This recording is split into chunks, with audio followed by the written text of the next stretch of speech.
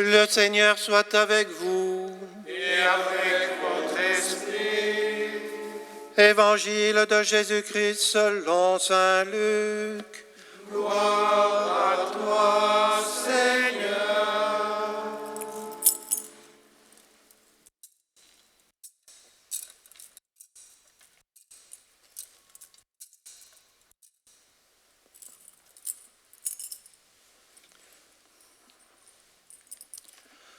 En ce temps-là, l'ange Gabriel fut envoyé par Dieu dans une ville de Galilée appelée Nazareth à une jeune fille vierge, accordée en mariage à un homme de la maison de David, appelé Joseph.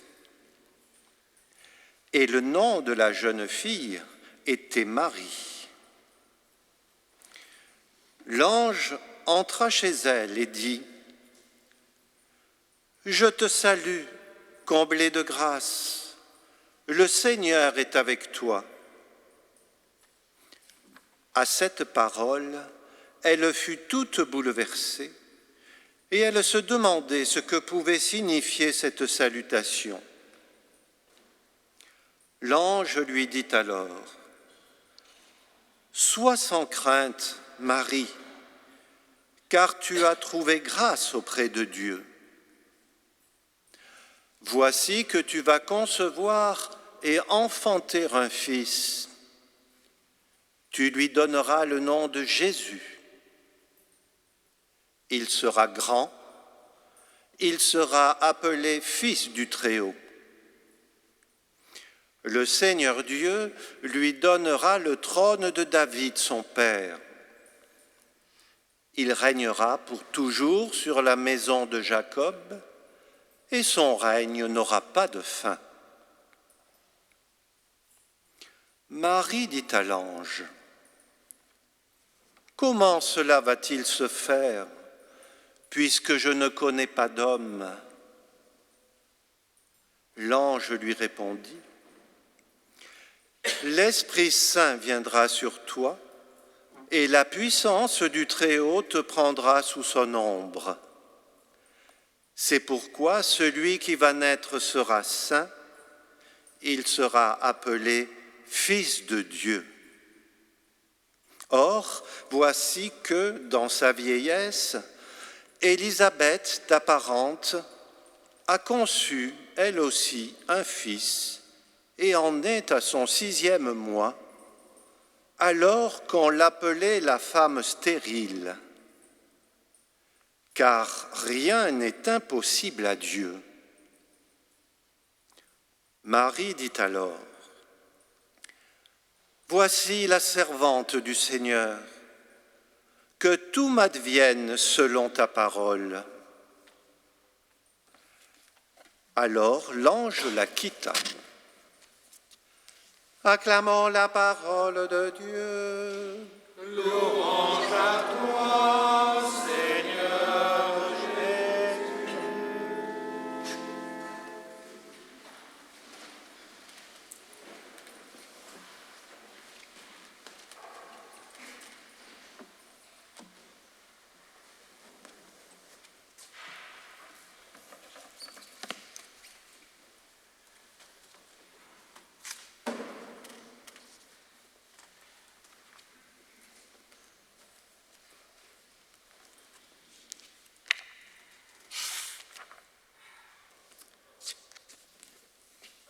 Si nous nous en rappelons, dimanche dernier, nous avons accueilli cette invitation du prophète Baruch.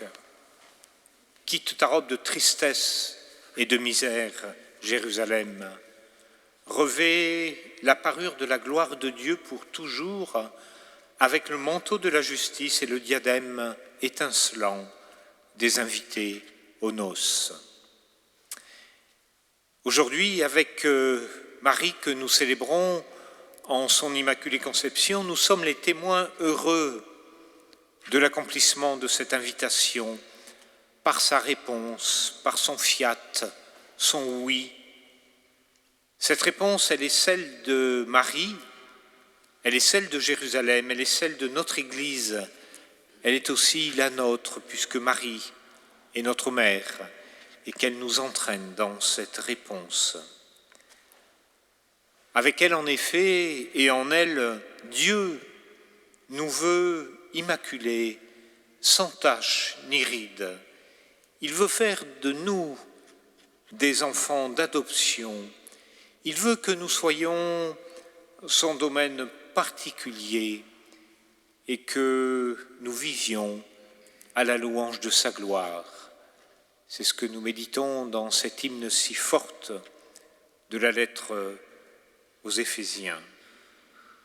Des mots qui nous dépassent, des mots où nous avons sans doute du mal à prendre toute la mesure, mais des mots qui nous situent face à cette grande perspective de notre Dieu souhaitant nous appeler et nous intégrer sans limite, sans réserve en son amour. La parole que nous redit Dieu, notre Dieu, nous a appelés à la vie de manière immaculée. Et aujourd'hui encore, il nous appelle de cette manière-là. Et il nous appartient, à chacune et à chacun d'entre nous, de trouver notre manière de lui dire oui. S'il appelle ainsi tout homme, c'est en nous animant de son esprit. Et ce don et cet appel, jamais Dieu ne le remet en cause, parce que jamais il ne nous abandonne, parce que jamais il ne désespère et qu'il continue à nous regarder et à nous rêver tels que nous sommes sortis de son cœur et de ses mains, saints et beaux. Pourtant, nous savons combien cette liberté et cette bonté peut être gâchée en chacune de nos vies, comme en la vie de notre Église, comme en la vie de nos sociétés, de notre terre. Il y a tant de lieux et tant de vies où il semble quasi impossible de croire encore en cette bonté, en cette beauté. Et il n'est sans doute pas besoin pour nous d'illustrer ou de détailler toutes ces souffrances qui peuvent nous habiter, qui peuvent habiter d'autres autour de nous, toutes ces souillures et ces blessures qui constamment viennent assaillir notre terre et notre humanité. Et pourtant, aujourd'hui, c'est la force et la puissance de l'œuvre de Dieu que nous sommes invités à contempler en une femme de chez nous, une femme de notre terre, à qui la tendresse de Dieu a trouvé à se manifester pour se déployer pleinement.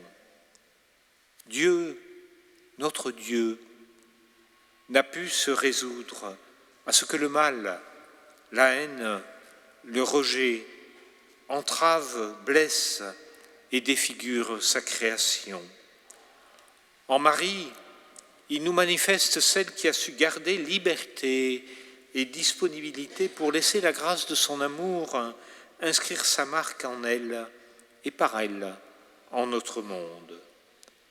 L'œuvre de notre Dieu est venue recréer la plénitude de la vie en Marie, et cette même vie est aussi recréée en chacun de nous par le baptême et par la réconciliation. Le bienheureux Christian de Chergé parle du mystère de l'ingérence première de notre Dieu dans la misère de l'homme. Il ne peut imaginer et admettre que la misère puisse l'emporter en nous. Et avec le consentement de Marie, c'est ce mouvement de la vie qui s'introduit et manifeste sa force plus forte que la mort.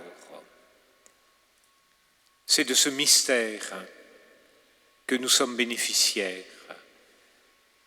C'est de ce don en abondance dont nous sommes témoins et responsables. Ce don accueilli a permis à Marie de donner la vie à l'enfant que nous accueillerons en la nuit de Noël, et qu'elle vit une vie accueillante, débordante, ouverte, déployée, pour que tous participent à cette vie et qu'il l'ait en abondance. Et cet élan en cet enfant qui portera le nom de Jésus, nous savons qu'il n'a pas été brisé. Il sera bien sûr confronté au mal, au rejet, à la suspicion, à la violence et à la mort, mais jusqu'au bout, ce don et cet élan sera donné et partagé et livré sans jamais être repris. En cet enfant, l'Emmanuel, le Dieu avec nous, c'est le souffle du don de notre Dieu que nous sommes invités à accueillir. C'est déjà cela que Marie nous ouvre aujourd'hui. Et c'est ce don que nous célébrons avec elle en son immaculée conception. Voilà en quoi sa réponse nous entraîne. Nous savons que servante de l'amour de Dieu, accueillie, donnée et partagée, elle demeure attentive à tout ce que nous puissions nous aussi le recevoir pour qu'il se déploie en nous et autour de nous. Alors en ce jour, laissons-nous combler pleinement de cette joie qui est donnée à Marie. Réjouissons-nous d'être auprès d'elle en cette cathédrale qui lui est dédiée, où elle nous accueille et où elle vient nous tourner vers son Fils. Au terme de cette neuvaine qui nous a rapprochés et entraînés avec elle, réjouissons-nous du don qui lui est fait. Oui, rendons grâce avec elle pour l'œuvre de Dieu en elle, cette œuvre qui s'accomplit aussi en nos vies et en notre terre. Et ne craignons pas de lui redire, comme nous le ferons au terme de notre célébration, ne craignons pas de lui redire avec confiance cette prière qui nous est offerte en ce temps de synode. Marie, Notre-Dame des dons et de tout pouvoir, toi, notre Mère, fais de nous des disciples heureux d'être à l'écoute de ton Fils et désireux d'entrer en visitation avec tous ceux qui sont sur notre chemin. Amen.